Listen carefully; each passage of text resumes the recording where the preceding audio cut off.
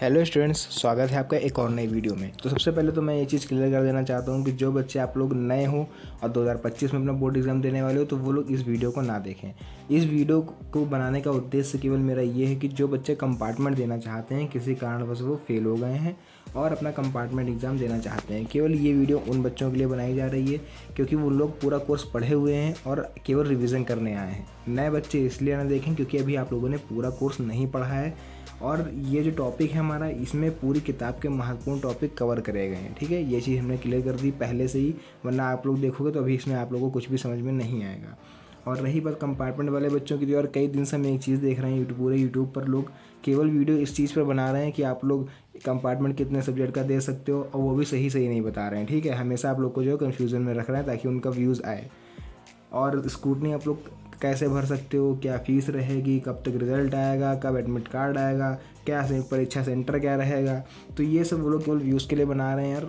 एक ही वीडियो को 10-10 बार वो लोग बना रहे हैं। ठीक है, लेकिन क्या है, मेन चीज़ आप लोग को कोई नहीं बता रहा है कि यार कंपार्टमेंट चलो फॉर्म तो भर दिया, लेकिन पढ़ना कैसे है, कैसे हम लोग उसको 1 महीने के अंदर तैयार कर सकते हैं, ये पूरी स्ट्रैटेजी आप लोग को कोई नहीं बता रहा है। क्योंकि यार जो फेल हो गए बच्चे, उनके बारे में कोई भी बात नहीं करता है, चाहे वो कॉलेज हो, चाहे आप जिस कोचिंग में पढ़े थे वो कोचिंग वाले हो। अभी जो भी कोचिंग में आप पढ़े थे, अभी आप उनके पास जाओ और बोलो कि सर हमें फिर से पढ़ना है, 1 महीने के लिए हमको पढ़ा दीजिए, तो भाई वो लोग मना कर देंगे, सीधे मना कर देंगे। क्योंकि आप लोग फेल हुए होगे, शायद 1 से 2 ही बच्चे उनके पास जाओगे, तो 1-2 बच्चों को वो लोग नहीं पढ़ाते हैं, आया तो फिर आपसे कहेंगे कि आप ज़्यादा बच्चे लेके आओ। यही रियलिटी है आजकल की। पूरे यूट्यूब पर भी इसीलिए कोई वीडियो नहीं बना रहा है कंपार्टमेंट में, ताकि व्यूज़ नहीं आएगा। क्योंकि आप लोग जो फेल होने वाले उस बच्चों की संख्या काफ़ी कम है, तो इसलिए व्यूज़ नहीं आएगा, इसलिए वो लोग वीडियो नहीं बना रहे हैं। ठीक है, लेकिन परेशान होने की कोई बात नहीं है। आप लोग बढ़िया से रिवीजन करिए, आप लोग के लिए परमानेंट वीडियो बनाएंगे हम कंपार्टमेंट एग्ज़ाम। और ये आप लोग से गारंटी के साथ बता रहे हैं कि आप लोग वीडियो मेरी देखोगे सारी, तो आप लोग कंपार्टमेंट एग्ज़ाम क्लियर कर दोगे। ठीक है, और रही बात ये जो PDF आप लोग देख रहे हो स्क्रीन पर, ये PDF पर पहले हम क्लियर कर दें कि एक बार हम वीडियो बना चुके हैं जिन बच्चों ने अभी एग्ज़ाम दिया था रिसेंटली। ठीक है, लेकिन इसी PDF को उठा के हम दोबारा वीडियो आप लोग के लिए बना रहे हैं, इसलिए ताकि आप लोग फिर से रिवीजन कर पाओ। ठीक है, और क्योंकि इसमें पूरी किताब के महत्वपूर्ण टॉपिक कवर करे गए हैं, जैसे कि साइड में आप लोग को दिख भी रहा होगा कि पहले देखिए यहाँ पर क्वेश्चन आंसर्स, न्यूमेरिकल्स, क्या होता है जब वाली रिएक्शन, कैसे प्राप्त करेंगे, या फिर नेमिंग रिएक्शन, वो सभी आप लोग का इसी वीडियो के अंदर कवर करा गया। ठीक है, तो चलिए जल्दी से वीडियो को हम लोग स्टार्ट करते हैं। तो देखिए यहाँ पर हमारा पहला क्वेश्चन होने वाला है कि प्राथमिक, द्वितीयक एवं तृतीयक एल्कोहलों में विभेद करने वाला एक रासायनिक परीक्षण लिखिए। तो इनडायरेक्टली रूप से आप लोगों से ये पूछ रहा है कि प्राथमिक, द्वितीयक और तृतीयक एल्कोहलों में अंतर बताइए। ठीक है, तो इसको इस तरह से भी पूछा जा सकता है। तो अंतर बताना है हमको, तो सबसे पहले हम हेडिंग डाल लेंगे भैया साइड में, प्राथमिक एल्कोहल क्या होता है इसका थोड़ा सा हम लोग पढ़ लेते हैं। प्राथमिक एल्कोहल का ऑक्सीकरण करने पर पहले एल्डिहाइड देते हैं, जो पुनः ऑक्सीकरण पर कार्बोक्सिलिक अम्ल देता है। मतलब अगर जो प्राथमिक अल्कोहल होगा उसका हम लोग परीक्षण कैसे करेंगे कि अगर हम प्राथमिक अल्कोहल का हम ऑक्सीडेशन करवा दें, मतलब कि ऑक्सीकरण करवा दें, तो वो लोग पहले एल्डिहाइड देंगे और उसके बाद पुनः दोबारा से जब ऑक्सीकरण उसका कराया जाएगा तो वो हमें कार्बोक्सिलिक अम्ल देते हैं। ठीक है, तो ये होता है हमारा प्राथमिक अल्कोहल। उसका देखिए नेक्स्ट इसकी रिएक्शन आप लोग को यहाँ पर दिख रही होगी प्राथमिक अल्कोहल की रिएक्शन इसकी क्या होती है। सबसे पहले यहाँ पर लिखा हुआ है, देखिए यहाँ पर C2H5OH, मतलब कि अल्कोहल लिया गया है यहाँ पर, और ऑक्सीडेशन कराया जा रहा है, मतलब O ऑक्सीजन। ठीक है, तो यहाँ पर हमको मिला क्या, CH3CHO, मतलब कि एल्डिहाइड दिया, और इसके फिर से यहाँ पर देखिए ऑक्सीडेशन एक बार कराया गया, तो हमको लास्ट में कार्बोक्सिलिक अम्ल दे दिया है। ठीक है, हालांकि रिएक्शन आप लोग के लिए इंपॉर्टेंट नहीं है, रिएक्शन आपको ना कि वहाँ पर याद भी नहीं रहेगी। ठीक है, सीधी सी बात है भैया, रिएक्शन याद नहीं रहती हैं किसी भी बच्चे के लिए। तो आप लोग थ्योरी लिख दोगे तब भी आप लोग को नंबर एग्जामिनर दे देगा। नेक्स्ट देखिए हमारा द्वितीयक अल्कोहल का परीक्षण कैसे करेंगे। तो द्वितीयक अल्कोहल क्या होगा, द्वितीयक अल्कोहल का ऑक्सीकरण करने पर कीटोन देते हैं। ठीक है, वहाँ पर पहले क्या दे रहा था, देखिए यहाँ पर ऊपर प्राथमिक अल्कोहल का ऑक्सीकरण करने पर पहले एल्डिहाइड दे रहा था और बाद में कार्बोक्सिलिक अम्ल दे रहा था। यहाँ पर क्या होगा, ये लोग पहले कीटोन देंगे जिसमें कार्बन परमाणुओं की संख्या मूल अल्कोहल के बराबर होगी। तो एक नज़र डाल लेते हैं हम लोग इसकी रिएक्शन पर भी।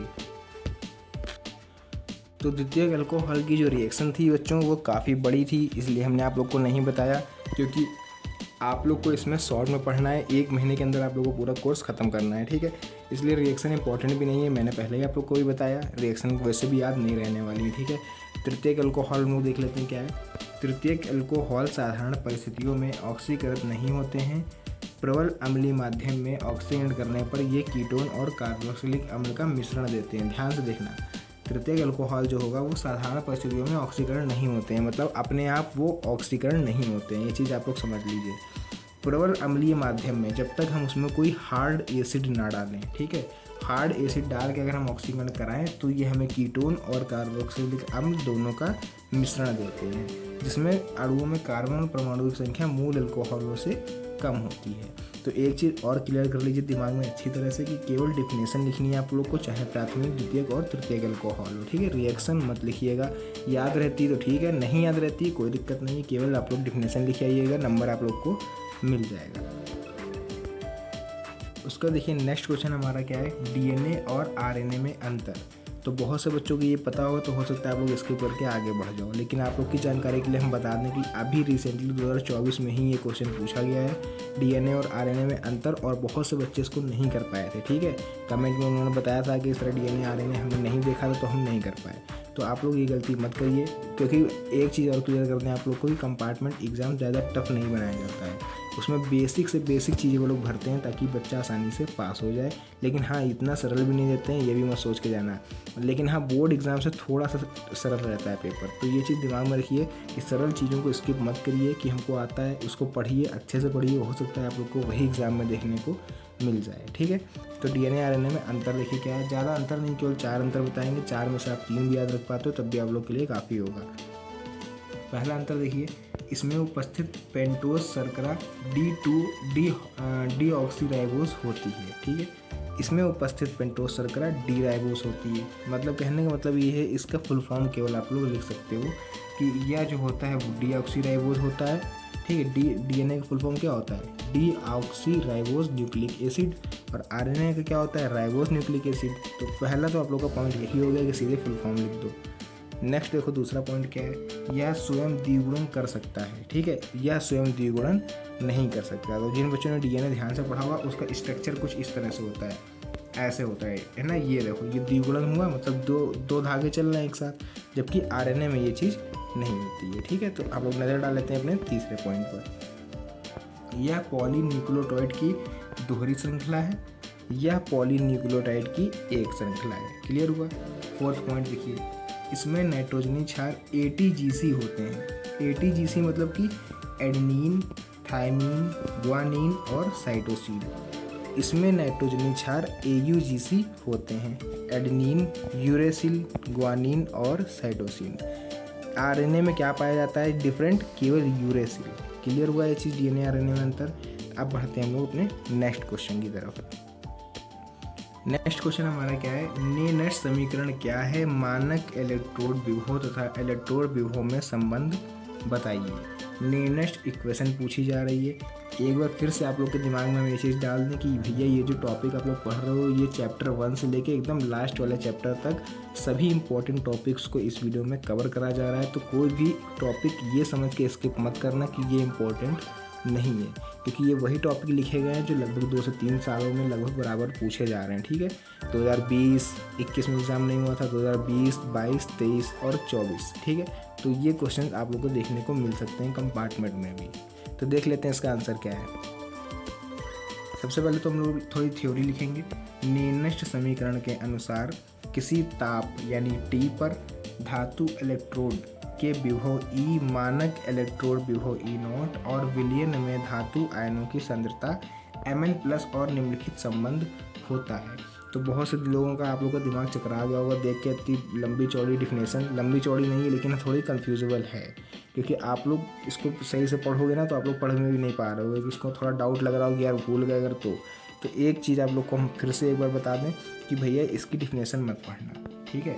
आप लोग को हम वही चीज़ बताएंगे जो आप लोग के लिए काम की होगी, फालतू की चीज़ें नहीं बताएंगे, क्योंकि 1 महीने का समय काफ़ी कम होता है और बोर्ड एग्ज़ाम आप लोग का जो कंपार्टमेंट का है वो आप मान के चलिए 15 जून से स्टार्ट हो जाएगा, ठीक है। तो बहुत ही कम समय में आप लोग को अपने पूरे टॉपिक कवर करने हैं। तो बस जल्दी से चैनल से जुड़ के चैनल को सब्सक्राइब कर लीजिए ताकि कोई भी आने वाली वीडियो आप लोग से मिस ना हो, ठीक है। तो इसमें हमें करना क्या है, इंपॉर्टेंट चीज़ जो है वो देखिए, हमें केवल यहाँ पर ये इक्वेशन लिखनी है और इस किसको किससे रिप्रेजेंट करा गया है वो लिखना है। जैसे कि यहाँ एन क्या होता है, एफ क्या होता है ना, या फिर ई नॉट क्या होता है, तो ये सब हमको लिखना है। तो डिफिनेशन आप लोग को नहीं लिखनी है, ये चीज़ दिमाग में रखना। स्टार्टिंग करनी है हमको सीधे इक्वेशन से, ठीक है। क्योंकि देखिए क्वेश्चन भी हमसे पूछा गया है कि नेनर्स समीकरण क्या है, ना कि नेनस्ट क्या होता है, ठीक है। समीकरण पूछा गया है ना, तो सीधे समीकरण से स्टार्ट करो, फालतू की चीज़ें उसमें मत भरना। तो उसके बाद देखिए सबसे पहले हम यहाँ पर डिफिनेशन जो इसकी समीकरण है उसको हम यहाँ पर हाईलाइट कर दें। ये आ रहा आपका समीकरण, नेनेस्ट समीकरण, और किसको किससे रिप्रेजेंट करा गया है। तो जो हमारा आर आप लोग ये वाला देख रहे होगे, इसको भैया ये है हमारा गैस नियतांक। टी फिर इसके बाद आप लोग देख रहे होगे ये है हमारा टेम्परेचर, मतलब कि परम ताप। फिर स्मॉल एन आप लोग को दिख रहा होगा, ये होता है प्रयुक्त इलेक्ट्रॉनों की संख्या। एफ दिख रहा है आप लोग को, ये होता है हमारा फैराडे नियतांक, जिसकी वैल्यू फिक्स होती है हमारी 96,500 कूलॉम पर मोल, ठीक है। फिर नेक्स्ट क्या होता है हमारा यहाँ पर Mn प्लस, ये क्या है हमारा विलयन के धातु की सक्रियता, ठीक है। तो नेनेस्ट समीकरण कितना लिखना है आप लोग को क्लियर हो गया होगा। नेक्स्ट फिर हम लोग दिखने वाले हैं कि इलेक्ट्रोड विभव पर संक्षिप्त टिप्पणी लिखिए।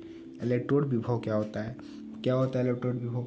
जब किसी धातु की छड़ को उसी धातु के लवण के जलीय विलयन में डुबोया जाता है। तो यहाँ तक एक डायग्राम आप लोग समझो ताकि आप लोग को और बेसिक क्लियर हो। मान लेते हैं ये हमारा कोई जार रखा हुआ है, ठीक है। मतलब इसमें क्या इसके अंदर सॉल्यूशन किस चीज़ का भरा हुआ है यहाँ पर, मान लेते हैं इसके अंदर सॉल्यूशन भरा हुआ है हमारा जिंक, मतलब कि ZnSO4 का, ठीक है। सही से लिख नहीं पा रहा है, एक सेकेंड नीचे लिख देना, ठीक है। यहाँ पर ZnSO4 ये इसके अंदर सॉल्यूशन भरा हुआ है, ठीक है। ZnSO4 मतलब कि जिंक सल्फेट का। तो यहाँ पर भर देते हैं हम छोटा छोटा ऐसे ऐसे, ठीक है। इसके बाद क्या करा गया है, इसमें 2 छड़ें डाली गई हैं, ऐसे आप लोगों ने अपने डायग्राम देखा भी होगा इस तरह से,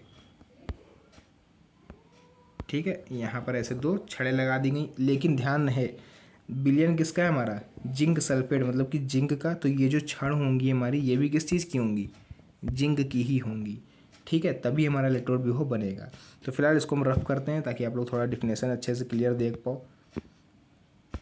तो डिफिनेशन क्या है कि जब किसी धातु की छड़ को उसी धातु के विलयन में डुबोया जाता है तो धातु की छड़ और विलयन के मध्य में उत्पन्न होने वाले विभव को इलेक्ट्रोड विभव कहते हैं, ठीक है। जो धातु की छड़ में डाली थी जिंक की और जो विलयन था जिंक सल्फेट का, उन दोनों के बीच जो विभवांतर उत्पन्न होगा उसी को इलेक्ट्रोड विभव कहा जाएगा। इसको रिप्रेजेंट किससे करते हैं हम लोग, ई से इसको रिप्रेजेंट करते हैं। नेक्स्ट उसके बाद अगला क्वेश्चन देखेंगे, विटामिन्स पर संक्षिप्त टिप्पणी लिखिए। विटामिन्स क्या होते हैं? तो सबसे पहले देखिए विटामिन्स एक प्रकार के जटिल कार्बनिक पदार्थ होते हैं। विटामिन्स की खोज किसने करी थी, सी फोंक ने की थी, ठीक है। ध्यान रखना विटामिन की खोज, हालांकि खोज नहीं पूछी जाएगी, केवल पूछा क्या रहेगा कि विटामिन्स पर संक्षिप्त टिप्पणी लिखिए, कितने प्रकार के होते हैं ये सब, ठीक है। तो आप लोग सबसे पहले लिखोगे विटामिन एक प्रकार के जटिल कार्बनिक पदार्थ होते हैं। फिर लिखोगे विटामिन्स मतलब कौन कौन से होते हैं, तो A B C D और E K कितने हुए, 6 हो गए, ठीक है। पूरे ABCDEK ये होते हैं आप लोग के टोटल विटामिन्स। विटामिन्स की कमी से विभिन्न प्रकार के रोग उत्पन्न हो जाते हैं। विटामिन शरीर की रोगों से रक्षा करते हैं। 2 पॉइंट आप लोग लिख दोगे कॉमन सा, जो कि कक्षा 8 या 9 में आप लोगों ने पढ़ा होगा विटामिन्स के बारे में, ठीक है। इससे होने वाले रोग अगर याद हो आपको तो लिख दीजिएगा कि विटामिन A से, B से, C से, है ना, D से कौन सा रोग होता है याद हो तो। फिर हम लोग नेक्स्ट देखेंगे, यहाँ पर पूछा गया है कि ज्यूपिटर आयन क्या होता है। तो साइड में हेडिंग डाल लेंगे हम यहाँ पर ज्यूपिटर आयन। जब अल्फा अमीनो अम्ल को जल में घोला जाता है तो जल अपघटन के फलस्वरूप प्राप्त आयन को ज्यूपिटर आयन कहते हैं। इसकी आप लोग अगर रिएक्शन लिख दोगे तो भैया फुल में फुल नंबर देगा एग्जामिनर। रिएक्शन नहीं लिखोगे यार तो हो सकता है 3 में से मुश्किल से 1 नंबर शायद ही पकड़ाए आप लोग को, ठीक है। तो इसकी रिएक्शन इंपॉर्टेंट है, तो रिएक्शन यहाँ पर आप लोग को लिखना पड़ेगा। बहुत सरल है, एक बार नज़र डाल लो अभी समझ जाओगे। देखो केवल आप लोग को ये स्ट्रक्चर याद करना पड़ेगा, ठीक है। RHCOHNH2 करना कुछ नहीं है। जैसे हम लोग इधर आएंगे तो देखो R सेम जगह रहेगा, H सेम जगह रहेगा। NH2 की जगह एक H बढ़ा दो, NH3 मतलब ये वाला जो H है वो के कहाँ जुड़ जाएगा, इस 2 के पास, ठीक है। फिर से देखो एक बार, ये जो हमारा H है COOH ये कहाँ आ जाएगा जुड़ के, NH2 के पास। तो ये और यहाँ पर हो जाएगा हमारा NH3, है ना। तो वही देखो यहाँ पर लिखा हुआ है NH3 और यहाँ पर एक कम हो गया इसलिए यहाँ माइनस लग गया। ये होता है ज्यूपिटर आयन। क्लियर हो गया। बढ़ते हैं नेक्स्ट क्वेश्चन की तरफ। अगला क्वेश्चन देखिए यहाँ पर क्या है, कॉपर धातु सिल्वर नाइट्रेट के विलयन से सिल्वर को विस्थापित कर देती है क्यों। ठीक है, जो कॉपर धातु होती है वो सिल्वर नाइट्रेट मतलब कि AgNO3 के विलयन से ही सिल्वर को विस्थापित कर देती है क्यों, क्या कारण है भैया। तो इस तरह से जो क्वेश्चन आते हैं एक बार समझ लो, उसमें केवल वैद्युत रासायनिक श्रेणी की वैल्यू होती है कि वैद्युत रासायनिक श्रेणी में आपको जो पहले दिया हो, ठीक है, कॉपर धातु जैसे दी हुई है तो जो पहले दिया हो उसका स्थान क्या हो, हमेशा ऊपर लिख दिया करो, और जो बाद में दिया हुआ हो उसका स्थान हमेशा नीचे बता दिया करो। देखो इसका हल पढ़ो आप लोग तो समझ में आएगा, थोड़ा एक बार आंसर पढ़ो इसका। वैद्युत रासायनिक श्रेणी में कॉपर धातु का स्थान सिल्वर धातु से ऊपर होता है, जैसा कि अभी मैंने बताया आपको कि जो पहले दिया हो उसको ऊपर बता दो और जो बाद में दिया हो उसको नीचे बता दो, ठीक है, जिसके कारण कॉपर धातु सिल्वर नाइट्रेट के विलयन को सिल्वर से विस्थापित कर देता है। छोटी सी यहाँ पर डिफिनेशन छोटी सी रिएक्शन लिखी हुई है, उसको देख लीजिए। Cu मतलब कि कॉपर, AgNO3 मतलब कि सिल्वर नाइट्रेट। हुआ क्या, ध्यान से देखना है यहाँ पर, ये Cu आ गया भैया उठ के Ag के पास और Ag को इसने यहाँ से भगा दिया, ठीक है, तो CuNO3 हो गया और ये 2 भी लग गया था, ठीक है, यहाँ पर आकर, और Ag अकेला हो गया भैया, ठीक है, क्लियर हुआ। तो ये होती है विस्थापन रिएक्शन, इसको हम लोग बोलते हैं, ध्यान समझना, विस्थापन रिएक्शन, ठीक है, डिस्प्लेसमेंट रिएक्शन। Cu उठ के आया Ag के पास और Ag को यहाँ से भगा दिया, तो देखिए CuNO3 और 2 Ag, क्लियर हुआ। ऐसे क्वेश्चन जब भी आए तो जो पहला वाला हो उसको हमेशा ऊपर बताओगे आप लोग, और जो बाद वाला होगा उसको हमेशा नीचे बताओगे, किसमें, वैद्युत रासायनिक श्रेणी में। नेक्स्ट है उसके बाद, हेनरी का नियम लिखिए तथा इसके कुछ महत्वपूर्ण उपयोग बताइए। हेनरी का नियम, तो यहाँ पर ज़्यादा डीपली तो आप लोग को नहीं बता पाएंगे क्योंकि वीडियो अभी भी काफ़ी ज़्यादा लंबी होती चली जा रही है, लेकिन हाँ इस पर एक अलग से हमने वीडियो बना रखी है जिसका आप लोग को यहाँ पर साइड में दिख भी रहा होगा थंबनेल। तो इस थंबनेल को हम यहाँ पर नीचे ज़्यादा होगा तो लिंक इसका डिस्क्रिप्शन में डाल देंगे, अगर नहीं डाल पाए, नहीं याद रहा तो आप लोग मेरे चैनल की प्लेलिस्ट में ये वीडियो पड़ी हुई है, वहाँ पर जाके जितने भी लॉज मतलब जितने भी नियम हैं वो सभी आप लोग पढ़ सकते हो, ठीक है। तो फिलहाल देख लेते हैं यहाँ पर छोटा सा होता क्या है हेनरी का नियम। इस नियम के अनुसार स्थिर ताप पर किसी गैस की द्रव में विलेयता गैस के आंशिक दाब के समानुपाती होती है।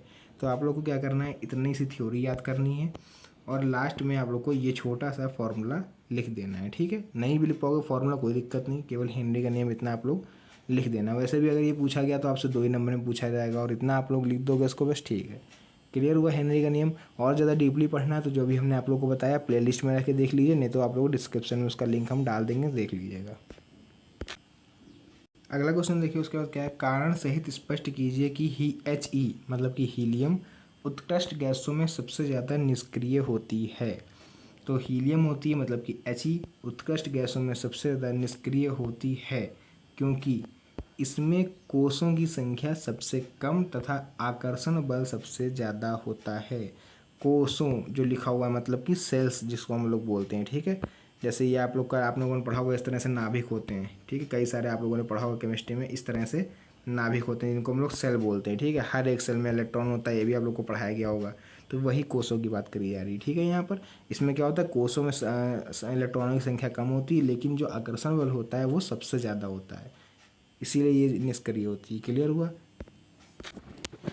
उसका देखिए अगला यहाँ पर क्वेश्चन है कि वैद्युत रासायनिक श्रेणी किस आधार पर बनाई गई है, समझाइए।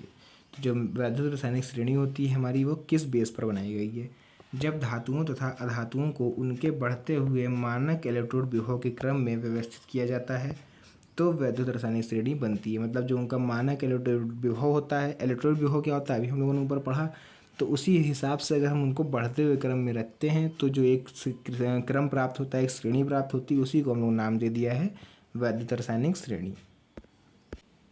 नेक्स्ट देखिए क्वेश्चन है, Mn3+ आयन तथा Mn2+ आयन में दोनों में से कौन अधिक अस्थायी होता है, ठीक है, मतलब क्वेश्चन हमसे ये पूछ रहा है कि जो Mn3+ होता है वो अधिक स्थायी होता है Mn2+ के सापेक्ष क्यों। तो देखो सबसे पहले Mn क्या होता है हम समझ लेते हैं। Mn जिसको बच्चे को परमाणु क्रमांक यानी एटॉमिक नंबर अगर याद हो आप लोग को, तो Mn होता है मेरा मैंगनीज, ठीक है, जिसका परमाणु क्रमांक होता है 25। मैंगनीज का परमाणु क्रमांक कितना होता है 25। तो हालांकि लिखा हुआ पहले क्या है मेरे पास Mn2+ मतलब कि 2 इलेक्ट्रॉन इसमें कम है, तो हमारा कितना हो जाएगा 23 हो जाएगा। अब 23 का हम क्या करेंगे यहाँ पर विन्यास निकालेंगे, निकाल दिया। ऐसे ही Mn3+ की जब बात करेंगे तो 3 इलेक्ट्रॉन कम होंगे, तो 25 में से 3 का कितना बचा 22, तो एटॉमिक नंबर हमारा कितना हो रहा है 22, तो 22 के हिसाब से हमने लिखा। तो लास्ट में एक चीज़ ध्यान से देखना यहाँ पर डी कितने हैं 5 और यहाँ पर डी कितने हैं 4, तो यही एक मेन कारण होता है कि Mn3+ अधिक स्थायी होता है। अब नीचे यही पूरी थ्योरी लिखी हुई है, तो आप लोग को नहीं पढ़ाएंगे क्योंकि वीडियो काफ़ी ज़्यादा बड़ा हो जाएगा। आप लोग इसी को थ्योरी को बना के लिख देना कि डी जो 3d5 Mn2+ में लास्ट में 3d5 इलेक्ट्रॉन होते हैं, Mn3+ में 3d4 इलेक्ट्रॉन होते हैं। ठीक है, अगर याद रहे तो यही थ्योरी लिख देना, वरना कोई दिक्कत नहीं। केवल ऐसी जैसे हमने इतना आप लोग को बता दिया, तो इस बॉक्स के अंदर जितना है वही आप लोग छाप आइएगा पेपर में। ठीक है, नेक्स्ट क्वेश्चन हमारा क्या है, क्वथनांक में उन्नयन क्या है। तो थोड़े से क्वेश्चन हमने स्किप कर दिए हैं जो कि आप लोग के लिए इंपॉर्टेंट नहीं थे कंपार्टमेंट एग्जाम के लिए। ठीक है, वो बच्चे पढ़ेंगे जो यूपी बोर्ड का जो रियल एग्जाम देते हैं ना के। ऐसे क्वेश्चन जो थे अभी जो हमने स्किप करे हैं वो आप लोग के कंपार्टमेंट में नहीं पूछे जाते हैं। ठीक है, तो यहाँ पर क्या है, तो क्वथनांक में उन्नयन क्या होता है, जब किसी विलय को विलायक में घोला जाता है तो प्राप्त विलयन के क्वथनांक में जो उन्नयन यानी कि जो वृद्धि होती है उसी को हम लोग क्वथनांक में उन्नयन कहते हैं। ठीक है, मतलब जो विलय होता है उसको विलायक में घोला जाता है, तो जो वृद्धि हो जाती है ठीक क्वथनांक में, उसी को क्वथनांक में उन्नयन कहते हैं। क्लियर हुआ। तो आज की वीडियो को हम लोग यहीं पर एंड करते हैं, लेकिन यार ये वीडियो को जल्दी ख़त्म करने के लिए आप लोग से माफ़ी चाहते हैं, क्योंकि मैंने आप लोग को जो स्टार्टिंग बताया था कि वीडियो पूरी कंप्लीट होने वाली है, तो ऐसा नहीं हो पाया। उसका कारण मेन कारण टाइम है, समय है, जिसकी यार बहुत कमी है इस समय, इसीलिए हम लोग को वीडियो यहीं पर बंद करनी पड़ रही है। लेकिन मेरा प्रॉमिस आप लोग से केवल इतना रहेगा कि जैसे ही आप लोग कमेंट करोगे पार्ट 2 के लिए, आप लोग को नेक्स्ट पार्ट तुरंत मिल जाएगा। ठीक है, अगले ही दिन आप लोग को पार्ट मिल जाएगा, क्योंकि अभी तक आप लोग देख नहीं रहे हो यार वीडियो, इसीलिए मैंने ये वीडियो बना के डाली है कि अगर आप लोग इंटरेस्टेड हो गए तभी हम पार्ट 2 बनाएंगे यार, क्योंकि इतनी लंबी वीडियो को बनाने का कोई फ़ायदा नहीं है अगर आप लोग नहीं देखोगे। जिस बच्चे को चाहिए पार्ट 1 आप लोगों ने देखा और वीडियो थोड़ा सा भी अगर समझ में आया हो, कुछ भी ऐसा लगा हो कि हाँ वीडियो थोड़ा अच्छा था, तो आप लोग को कमेंट करना पड़ेगा पार्ट 2 के लिए, ताकि हमें पता चले कितने लोग मेरी वीडियो मन से देख रहे हो और आप लोग पार्ट 2 आप लोग को चाहिए। ठीक है, तो मिलते हैं नेक्स्ट वीडियो में एक और अच्छे इंटरेस्टिंग वीडियो के साथ। तब तक के लिए धन्यवाद, जय Hind and best of luck for your compartment exam. Thank you.